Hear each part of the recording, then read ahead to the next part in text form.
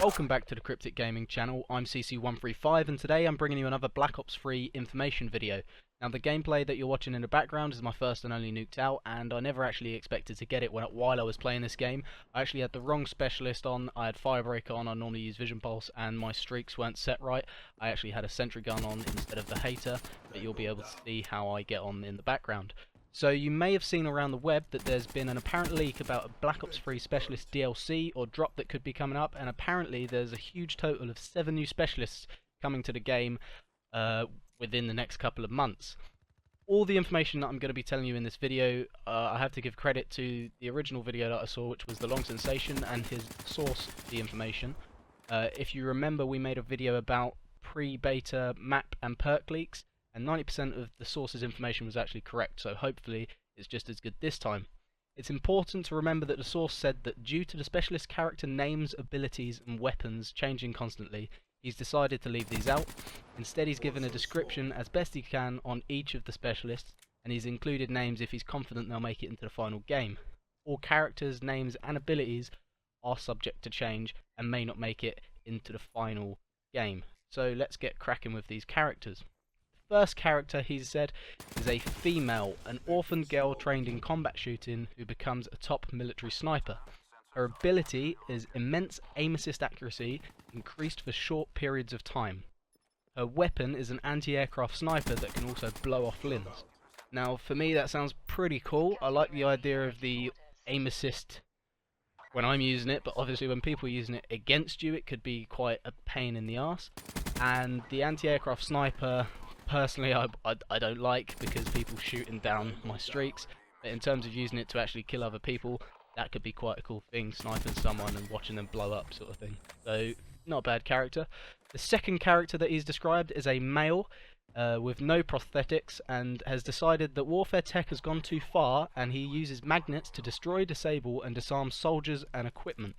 His ability is a magnetic field that causes enemies to drop their in-hand weapons that they can be retrieved nearby. The player would also show up on the minimap just like when someone uses Vision Pulse. The weapon is a one-shot railgun with a charge delay and has 10 ammo. So the ability sounds, personally to me, I think would be AIDS. I don't use a secondary weapon, so I'd hate to be running around and all of a sudden my weapon flies out of my hand, leaving me vulnerable. The weapon actually, though, sounds pretty good. It sounds like it could be up there with the Annihilator or the Tempest, where it's got a slight charge delay, but it's probably a one-shot kill, and it's got a decent amount of ammo. So that could be a potentially good character. So the third character is CRYPTiCK, so a male, and his ability would be uses element 115 to create a gas formula that explodes and reduces enemy movement drastically. His weapon is obviously the ray gun. It would be a 2-shot kill with 20 ammo and have splash damage, and the fire rate would be the same as in zombies. Now this is the only one that I think it's a cool idea. I wouldn't mind using CRYPTiCK. The ray gun obviously I enjoy using in zombies, and the element 115 gas sounds quite cool, sounds maybe similar to Heatwave. However, I don't think this really fits in with the futuristic feel of the multiplayer, and personally I wouldn't mind if this one didn't actually come through and if CRYPTiCK just stayed with the zombies. Fourth character is a male crazy scientist. His ability is to gain all perks for a short duration of time, which is activated by a small animation of drinking a potion. His weapon is a gun that shoots highly volatile plasma ammo. It has roughly 4 to 5 bullets with slight splash damage, huge accuracy, and is a one-shot kill. This one sounds really interesting to me. The all perks is obviously something that can come in quite handy if you're using it as an ability, and the gun sounds like it could be quite a fun weapon to use. It's got slight splash damage. It could be up there with the Tempest or the Annihilator in terms of fun weapons to use. So the fifth character is an expert in chemical warfare and is a female. Her ability is to cause nearby enemies to have temporary blindness via a gas cloud. Her weapon is a Nova gas launcher, which creates an impenetrable gas cloud for a short period of time. It has 4 grenades and apparently looks very similar to the China Lake from Black Ops 1. Now, again, this character sounds like she might be more useful in an objective mode. The The ability to cause nearby enemies to have temporary blindness. I don't know how that would work, whether it be a radius thing and their faces get clouded with gas, or whether it's an aim and throw sort of ability. I'm not sure. That sounds quite interesting. And the Nova gas launcher with an impenetrable gas cloud sounds like it'd be very good for an objective mode like domination, where people can't actually shoot you through it or get through it, and you can capture that domination point. So the sixth character is a male, and the description is an experiment gone wrong. He's a huge Frankenstein-like character with scars across his face and body. His ability is intense rage. The screen goes black and white and enemies are in thermal. You also gain reduced flinch, which could be similar to toughness from Black Ops 2.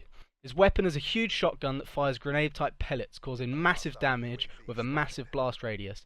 It's only got one shot, but obviously it does the massive damage. This character sounds quite interesting to me. I'm hoping that his size wouldn't mean that he's actually got a bigger hitbox. I hope they would be able to make it so that it was the same as everyone else's, because obviously then you'd have a disadvantage using him. The intense rage sounds similar to Vision Pulse, so I think that would be quite cool, but then gaining the reduced flinch would probably be better than actually using Vision Pulse. And the huge shotgun, actually, to me, it sounds like a gravity spike sort of thing, but that you can actually shoot rather than actually having to jump and hit the floor.